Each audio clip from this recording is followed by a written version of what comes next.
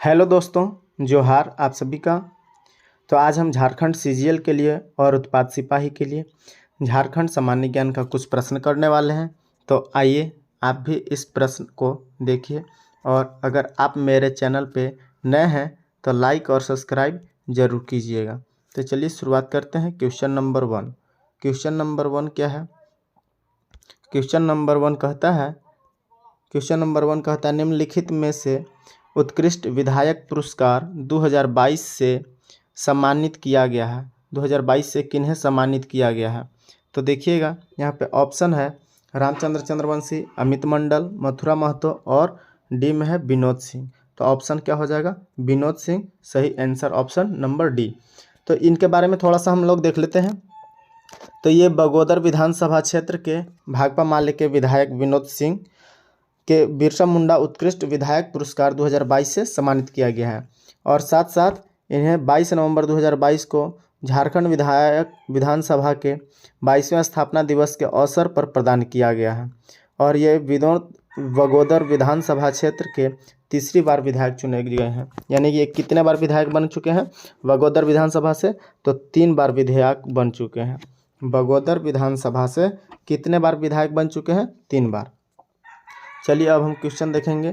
Question number दूसरा question क्या है? तो यहाँ पे क्वेश्चन नंबर 2 है, झारखंड लोक सेवा आयोग के नई अध्यक्ष कौन है?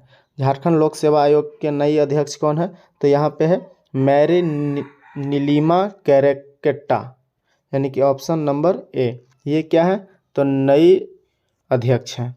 इसके बाद क्वेश्चन नंबर 3 देखेंगे। क्वेश्चन नंबर 3 क्या है? तो क्वेश्चन नंबर 3 कहता है भारत में आयोजित फीफा अंडर-17 महिला विश्व कप टूर्नामेंट 2022 में झारखंड के कितने खिलाड़ियों को शामिल किया जा चुका है? झारखंड के कितने खिलाड़ियों को शामिल किया जा चुका है? तो यहाँ पे झारखंड के 6 खिलाड़ी शामिल हैं। कितने खिलाड़ी? 6 खिलाड़ी। इसके बाद देखते हैं क्वेश्चन नंबर 4 क्या है? क्वेश्चन नंबर 4 है कि क्षेत्रफल की दृष्टि से झारखंड का भारत में कौन सा स्थान है? क्षेत्रफल की दृष्टि से भारत में झारखंड का कौन सा स्थान है? तो यहाँ पे ये स्थान है 15वां स्थान है। कौन सा स्थान है? 15वां। यानी कि ऑप्शन क्या हो जाएगा? तो ऑप्शन नंबर हो जाएगा मेरा सी, 15वां स्थान। इसके बारे में थोड़ा देखते हैं कि झारखंड का क्षेत्रफल कितना है। तो इसका क्षेत्रफल 79,714 है। यहाँ पे 79,716 भी माना जाता है, जो कि पूरे देश का कितना प्रतिशत है? पूरे देश का 2.42% है। पूरे देश का कितना प्रतिशत? तो 2.42%। इसके बाद क्वेश्चन नंबर 5 है। क्वेश्चन नंबर 5 को देखते हैं। क्वेश्चन नंबर 5 क्या कहता है?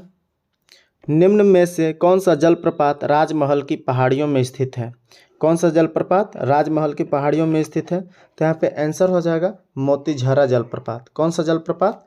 मोतीझरा जलप्रपात, जो कि राजमहल की पहाड़ियों में स्थित है। तो राजमहल की पहाड़ी हमको किधर मिलेगा? तो राजमहल की पहाड़ी मिलेगा हमें यहाँ पे, मान लीजिए इस तरह से झारखंड का मैप हो जाएगा। तो झारखंड के मैप में ये साहेबगंज के तरफ क्या है? राजमहल की पहाड़ी है। तो मोतीझरा जलप्रपात कहाँ है? ये राजमहल की पहाड़ियों में स्थित है। चलिए नेक्स्ट क्वेश्चन देखेंगे। नेक्स्ट क्वेश्चन, निम्न में से कौन सा जिला पश्चिम बंगाल राज्य को स्पर्श करता है? पश्चिम बंगाल के राज्य को कौन सा जिला स्पर्श करता है? तो आपको झारखंड का मैप कंप्लीट होना चाहिए। तो झारखंड का मैप इस तरह से आपको रफली भी कंप्लीट होना चाहिए झारखंड का मैप। अब इसमें पूछा जा रहा है कौन सा जिला पश्चिम बंगाल को स्पर्श करता है। तो इधर से देखिएगा 10 जिले हैं। कितने जिले हैं? झारखंड के 10 जिले इधर पश्चिम बंगाल से स्पर्श करते हैं। कितने जिले हैं? 10 जिले। वो कौन कौन से हैं? तो वो 10 जिले, सबसे पहले साहेबगंज हो गया, इसके बाद पाकुड़ हो जाएगा, इसके बाद दुमका है, इसके बाद जामताड़ा है, धनबाद, बोकारो, रामगढ़, रांची और साथ साथ सरायकेला, खरसावां एवं लास्ट में एक और हो जाता है पूर्वी सिंहभूम। ये सभी क्या हैं? तो पश्चिम बंगाल को स्पर्श करने वाले जिले हैं। अब इसमें से ऑप्शन के अनुसार कौन सा हो जाएगा? तो ऑप्शन के अनुसार यहाँ पे हमारा आंसर हो जाएगा, हमारा आंसर क्या हो जाएगा? जो क्या क्वेश्चन है, क्वेश्चन नंबर देख लेते हैं जरा। कौन सा जिला पश्चिम बंगाल राज्य को स्पर्श करता है? तो स्पर्श कौन सा करेगा? तो यहाँ पे देखेंगे हम, रामगढ़ स्पर्श करता है। बाकी बात पश्चिमी सिंहभूम नहीं करता है, पूर्वी सिंहभूम करता है। तो ऑप्शन क्या हो जाएगा? तो ऑप्शन नंबर हो जाएगा यहाँ पे रामगढ़, ऑप्शन सी। अब हम क्वेश्चन देखेंगे, क्वेश्चन नंबर 7। तो क्वेश्चन नंबर 7 क्या है? कोडरमा जिले की मिट्टी चमकीली नज़र आती है, इसका मुख्य कारण क्या है? तो कोडरमा जिले की जो मिट्टी है वो चमकीले इसलिए नज़र आती है क्योंकि वहाँ पे क्या पाया जाता है? तो अभ्रक के कण पाया जाता है। और अभ्रक जो है ये झारखंड में कहाँ पे पाया जाता है? तो देखिए, ये अभ्रक झारखंड में कोडरमा में, हजारीबाग में और गिरिडीह, ये 3 जिलों में क्या पाया जाता है? तो अभ्रक पाया जाता है। कोडरमा में, गिरिडीह में, और कोडरमा, गिरिडीह और हजारीबाग, ये तीनों जिला में क्या पाया जाता है? तो यहाँ पे अभ्रक पाया जाता है, इसलिए यहाँ की मिट्टी क्या होती है? चमकीली होती है। इसके बाद क्वेश्चन नंबर हम देखेंगे, क्वेश्चन नंबर 8 में क्या कहता है?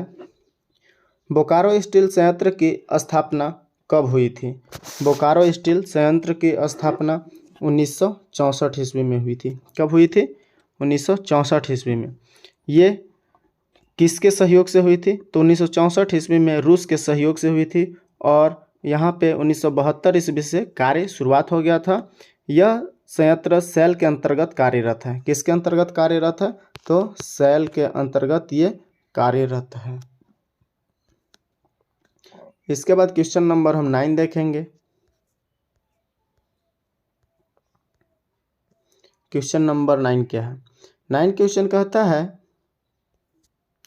जादूगोड़ा यूरेनियम खदान झारखंड के निम्न में से किस जिले में स्थित है? जादूगोड़ा कहाँ स्थित है? तो जादूगोड़ा पूर्वी सिंहभूम में। जादूगोड़ा कहाँ स्थित हो जाएगा? पूर्वी सिंहभूम में। यानी कि आपका क्वेश्चन नंबर हो जाएगा यहाँ पे, क्वेश्चन नंबर 9 का आंसर क्या हो जाएगा? तो 9 का आंसर हो जाएगा ऑप्शन नंबर सी, यानी कि पूर्वी सिंहभूम। कौन सा आंसर हो जाएगा? पूर्वी सिंहभूम। इसके बाद देखते हैं क्वेश्चन नंबर 10। क्वेश्चन नंबर 10 क्या है? निम्नलिखित में से कौन सा खनिज झारखंड के पलामू और लातेहार जिले में पाया जाता है जो कैल्शियम कार्बोनेट से बना एक कार्बोनेट खनिज है और यह एक अवसादी चट्टान है?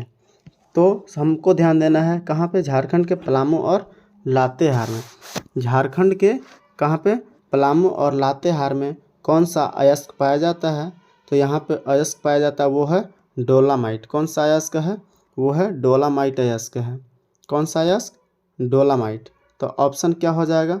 तो यहाँ पे ऑप्शन नंबर ए हो जाएगा, यानी कि डोलामाइट। इसके बाद नेक्स्ट देखते हैं क्वेश्चन नंबर 11। क्वेश्चन नंबर 11 क्या है? क्वेश्चन नंबर 11 कहता है, जोजो हातू जो पश्चिम सिंहभूम में स्थित है, पश्चिम सिंहभूम में स्थित है के लिए प्रसिद्ध है। यानी कि जोजो हातू पश्चिम सिंहभूम में स्थित है और वो क्या चीज़ के लिए प्रसिद्ध है? तो ये ऑप्शन दिया हुआ है। तो यहाँ पे ये प्रसिद्ध है क्या चीज़ के लिए? तो क्रोमाइट के लिए। क्या चीज़ के लिए प्रसिद्ध है? क्रोमाइट के लिए प्रसिद्ध है। कौन सा जगह? जोजो हातू, वो कहाँ पे स्थित है? तो पश्चिम सिंहभूम में स्थित है। इसके बाद हम देखेंगे क्वेश्चन नंबर 12। क्वेश्चन नंबर 12 क्या कहता है? निम्न में से कौन सही सुमेलित नहीं है? सही मिलाया हुआ नहीं है। तो यहाँ पे देखिएगा कि कौन सा सही सुमेलित नहीं है। एक तरफ राजधानी दिया है और एक तरफ उसका शासक दिया हुआ है। पहला में है चुटिया, दोईसा, इसके बाद सुतियांबे और डी में सतरंजी दिया हुआ है। अब देखिएगा चुटिया के शासक कौन है? तो चुटिया के शासक राजा प्रताप राय हैं। कौन सा है? प्रताप राय। तो चुटिया के कौन हो जाएंगे? प्रताप राय हो जाएंगे। तो ये हो जाएगा सही सुमेलित नहीं है। तो चुटिया के राजा कौन होते हैं? प्रताप राय होते हैं। तो यही सही सुमेलित नहीं है, यानी कि ये गलती है। बाकी बात दोईसा का दुर्जन शाह सही है, सुतियाम्बे के फनी मुकुट राय सही है, और शतरंजी के एनी शाह भी सही है। बाकी तीनों सही है और चुटिया का गलती है। चुटिया के क्या होना चाहिए, तो चुटिया का क्या होना चाहिए मित्रों, तो अभी तुरंत हमने बताया कि चुटिया के राजा कौन है, तो प्रताप राय हैं। चुटिया के राजा कौन है, प्रताप राय हैं। इसके बाद नेक्स्ट क्वेश्चन में चलते हैं। क्वेश्चन नंबर है 13। क्वेश्चन नंबर 13 क्या कहता है कि मानभूम झंडा सत्याग्रह किस वर्ष हुआ था। मानभूम में झंडा सत्याग्रह कब हुआ था, तो ये हुआ था 1945 में। कब हुआ था, 1945 में। इसके बाद नेक्स्ट क्वेश्चन है संथाल परगन्ना काश्तकारी अधिनियम कब पारित हुआ था। संथाल परगन्ना काश्तकारी अधिनियम कब पारित हुआ था, तो ये हुआ था 1949 ईस्वी में। कब हुआ था, 1949 ईस्वी में। इसके बाद अगला क्वेश्चन देखेंगे 14 के बाद 15 क्वेश्चन। 15 क्वेश्चन कहता है गुरु जी के उपनाम से किन्हें जाना जाता है। गुरु जी के उपनाम से किन्हें जाना जाता है, क्वेश्चन नंबर 15 है। तो यहाँ पे ऑप्शन भी दिया हुआ है, विनोद बिहारी महतो, जयपाल सिंह मुंडा, निर्मल महतो या शिबू सोरेन। तो यहाँ पे हम शिबू सोरेन को क्या कहते हैं, गुरु जी के नाम से जानते हैं। तो ऑप्शन क्या हो जाएगा, डी हो जाएगा। इसके बाद क्वेश्चन नंबर 16 को देखेंगे। 16 क्वेश्चन क्या है, तो क्वेश्चन नंबर 16 जो है वो कहता है कि माँ छिन्नमस्तिका मंदिर कहाँ स्थित है। माँ छिन्नमस्तिका मंदिर कहाँ स्थित है, तो इसका आंसर क्या हो जाएगा, तो ये सबसे पहले तो रामगढ़ में स्थित है, और रामगढ़ में भी कहाँ पे, तो रामगढ़ के रजरप्पा में स्थित है। वहाँ पे दो नदियों के संगम पर, यानी कि दामोदर और भैरवी, दामोदर और भैरवी नदी के संगम पर कौन सा स्थित है, भैरवी या भेड़ा नदी के संगम पर माँ छिन्नमस्तिका मंदिर स्थित है, यानी कि रजरप्पा में। तो यहाँ पे रजरप्पा ऑप्शन नहीं है, रामगढ़ है लेकिन रजरप्पा होना चाहिए था। तो यहाँ पे क्या हो जाएगा, ऑप्शन डी हो जाएगा। इसके बाद क्वेश्चन नेक्स्ट करते हैं मित्रों। क्वेश्चन 16 के बाद 17 करेंगे हम लोग।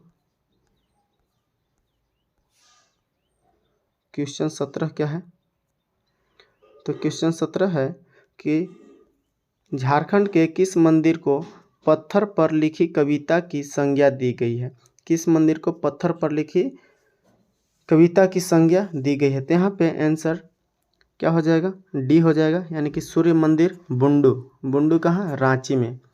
इसको क्या संज्ञा दिया गया है, तो पत्थर पर लिखी कविता। ऑप्शन क्या हो जाएगा, डी, सूर्य मंदिर। बाकी बात बैद्यनाथ मंदिर जान रहे हैं देवघर, पहाड़ी मंदिर रांची, भद्रकाली मंदिर चतरा। तो ये भी ध्यान देना है कि पहाड़ी मंदिर कहाँ पे है, रांची में पूछा जाता है क्वेश्चन। बैद्यनाथ मंदिर कहाँ पे, देवघर। भद्रकाली मंदिर कहाँ है, चतरा। चतरा में एक और मंदिर है, इटखोरी मंदिर। इसके बाद क्वेश्चन 18 हम देखेंगे। 18 क्वेश्चन क्या है, तो क्वेश्चन नंबर 18, निम्न में से कौन सा कथन असत्य है, यानी कि गलत है। कौन सा कथन गलती है, तो पहले तो ऑप्शन पढ़ना पड़ेगा। 1857 के विद्रोह के समय अंग्रेजों को रोकने के लिए चुटुपाली घाटी का मार्ग शेख भिखारी ने अवरुद्ध किया था। तो राजा शेख भिखारी ने उस मार्ग को क्या कर दिया था, अवरुद्ध यानी कि रोक दिया था। इसके बाद बी ऑप्शन है, तो ये सही हो गया। बी में शाहाबाद के क्रांतिकारी बाबू अमर सिंह का पदार्पण खरौंधी में हुआ था। खरौंधी में पदार्पण हुआ था। इसके बाद ऑप्शन सी है, सिंहभूम में 1857 के विद्रोह का नेतृत्व अर्जुन सिंह ने किया था। यह भी सही है कि 1857 के विद्रोह का नेतृत्व कौन किया था सिंहभूम में, तो अर्जुन सिंह। सभी जगहों के लिए अलग अलग राजाओं ने नेतृत्व किए थे। 1857 के विद्रोह को सिपाही विद्रोह भी कहा जाता है। तो सिंहभूम से कौन थे, राजा अर्जुन सिंह थे। इसके बाद डी पढ़ते हैं। डी क्या है, ठाकुर विश्वनाथ शाहदेव की गिरफ्तारी 2 अक्टूबर 1858 को हुआ था। ठाकुर विश्वनाथ शाहदेव का गिरफ्तारी कब हुआ था, यहाँ पे दिया है 2 अक्टूबर 1858, लेकिन इनका गिरफ्तारी कब हुआ था, तो देखिएगा ठाकुर विश्वनाथ शाहदेव तथा दोनों पांडे गणपत राय का गिरफ्तारी 30 मार्च 1858 को हुआ था। कब हुआ था इनका, तो 30 मार्च 1858 को हुआ था। 30 मार्च 1858 ईस्वी को। किनको, तो ठाकुर विश्वनाथ शाहदेव को और इनके साथ एक और पांडे गणपत राय को एक साथ गिरफ्तार किया गया था। इसके बाद नेक्स्ट क्वेश्चन देखेंगे, तो यहाँ पे आंसर क्या हो जाएगा, तो आंसर डी हो जाएगा। इसके बाद नेक्स्ट क्वेश्चन, क्वेश्चन नंबर 19 क्या है, तो 19 को देखेंगे। रॉलेट एक्ट विरोधी सत्याग्रह 1919 का रांची में नेतृत्व किसने किया? यानी कि रॉलेट एक्ट 1919 ईस्वी में चलाया गया, उसका रांची में नेतृत्व कौन कर रहे थे? तो इनका रांची में नेतृत्व बारेश्वर शाह तथा गुलाब तिवारी, ये दोनों मिलकर, बारेश्वर शाह और गुलाब तिवारी दोनों मिलकर नेतृत्व कर रहे थे। किसका? तो रॉलेट एक्ट 1919 यानी कि सत्याग्रह जो रॉलेट एक्ट से चला उसका नेतृत्व रांची में कौन कौन किए? तो बारेश्वर शाह और गुलाब तिवारी, यानी कि दोनों, ऑप्शन सी। इसके बाद नेक्स्ट क्वेश्चन है क्वेश्चन नंबर 20 कहता है गांधी जी का ताना भगतों से संपर्क किस आंदोलन के दौरान हुआ? गांधी जी का संपर्क जो है ताना भगत से किस आंदोलन के समय में हुआ था? तो यहाँ पे ये हो जाएगा असहयोग आंदोलन के समय। कब हुआ था? असहयोग आंदोलन के समय में हुआ था। ये असहयोग आंदोलन के दौरान गांधी जी का ताना भगत से संपर्क हुआ और इस आंदोलन के दौरान ताना भगत ने ब्रिटिश सरकार को भूमि कर देना, यानी कि जो जमीन के लिए टैक्स हुआ करता था वो देना बंद कर दिए। इसके बाद नेक्स्ट क्वेश्चन है क्वेश्चन नंबर 21। 26 जनवरी 1930 को स्वाधीनता दिवस का सफलतापूर्वक आयोजन किसके द्वारा किया गया? यानी कि क्वेश्चन है 26 जनवरी 1930 ईस्वी को स्वाधीनता दिवस का सफलतापूर्वक आयोजन निम्न में से किसके द्वारा किया गया था? तो यहाँ पे इसका आंसर हो जाएगा तरुण संघ। किनके द्वारा? तो तरुण संघ के द्वारा किया गया। इसके बाद नेक्स्ट क्वेश्चन हो जाएगा क्वेश्चन नंबर 22। भारत छोड़ो आंदोलन के समय में कौन सा कथन असत्य है? भारत छोड़ो आंदोलन के संबंध में कौन सा कथन यहाँ पे असत्य है, यानी कि गलत है?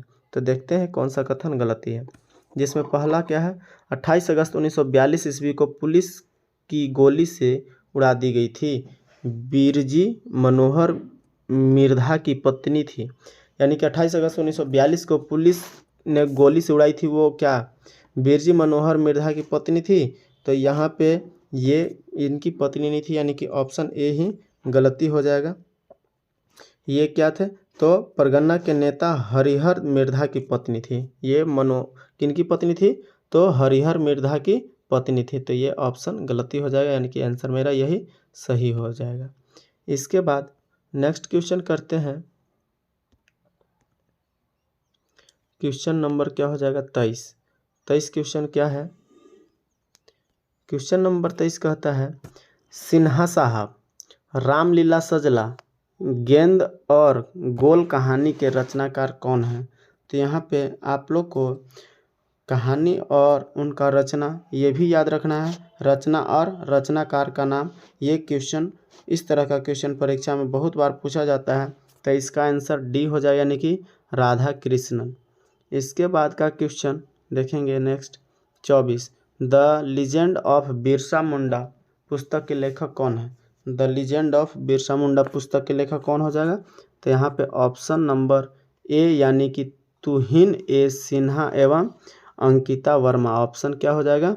ए हो जाएगा, ऑप्शन ए।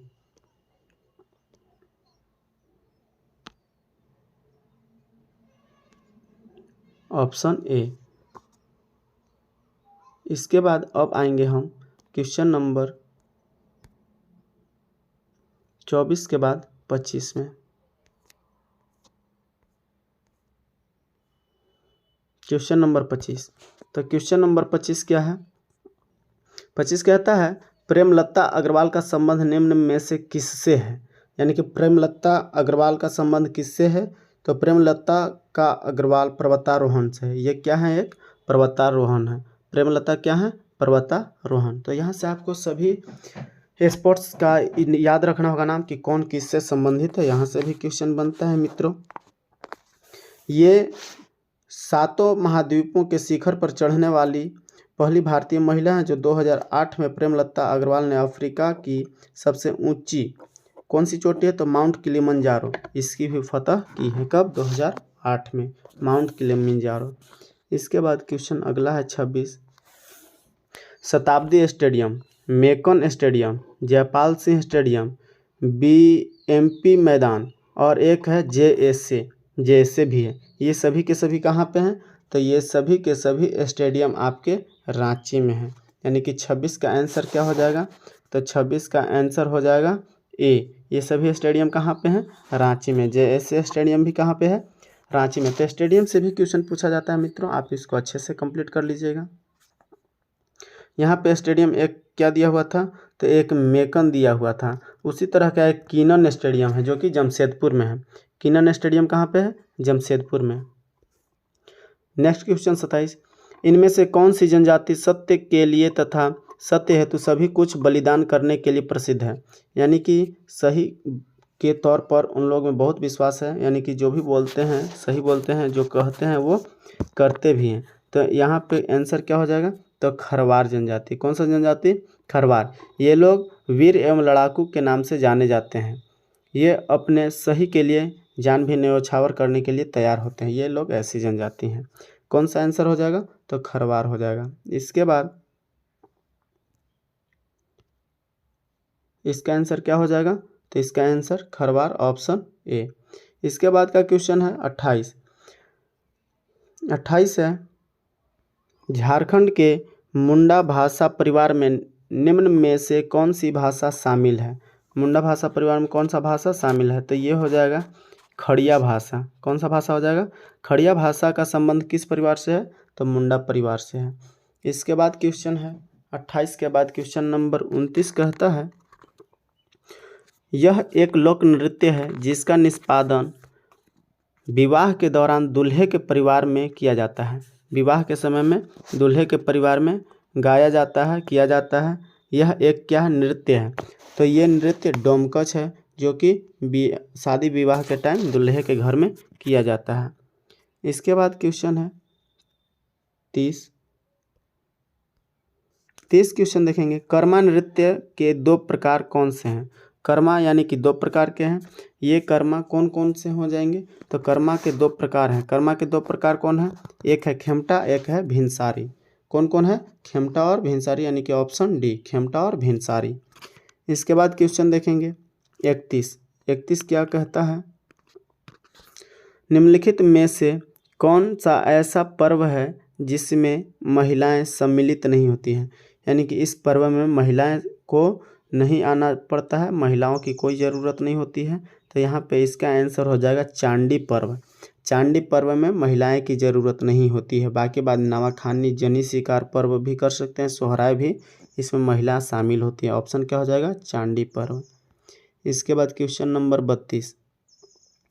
32 है, झारखंड के सदानों का समाज था। झारखंड के सदान जनजाति हैं, उनका समाज कैसा था? मातृसत्तात्मक या पितृसत्तात्मक? तो यहाँ पे ये पितृसत्तात्मक था। क्या था?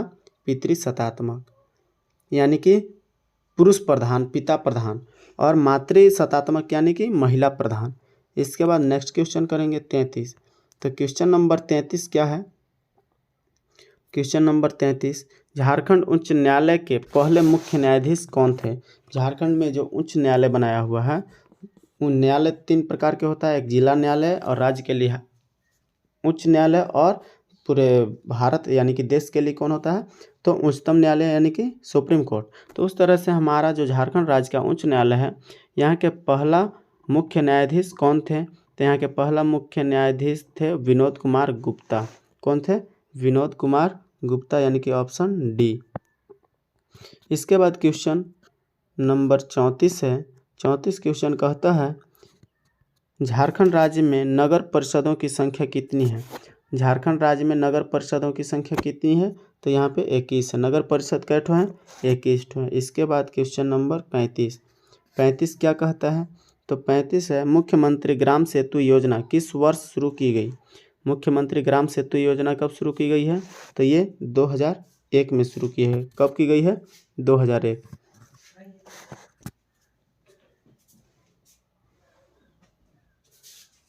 इसके बाद क्वेश्चन नंबर है 36 क्या है? तो यहाँ पे 36 क्वेश्चन को देखेंगे, आर्या योजना के संबंध में निम्नलिखित में से कौन सा कथन सही है? आर्या योजना के संबंध में कौन सा कथन सही है? तो इसका ऑप्शन पहला है, आर्या योजना 2017 में प्रारंभ की गई थी। तो आगे देखते हैं, और इसका ऑप्शन है ये सही है। इसके बाद इसका और ऑप्शन क्या क्या है? इसका दूसरा ऑप्शन है,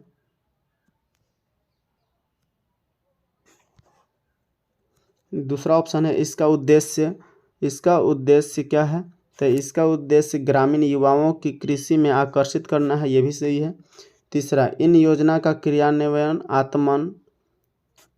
आत्मा संस्था के जरिए किया जाएगा, यानी कि आत्मा एक योजना है एटीएम में, तो ये भी सही है। इसके बाद ऑप्शन 4 है, प्रत्येक गांव के 2 युवक को चयनित कर उन्नत कृषि कार्य का प्रशिक्षण दिया जाएगा। तो यहाँ पे क्या है? तो यहाँ पे देखते हैं कौन कौन सा सही है। यहाँ पे ऑप्शन क्या है?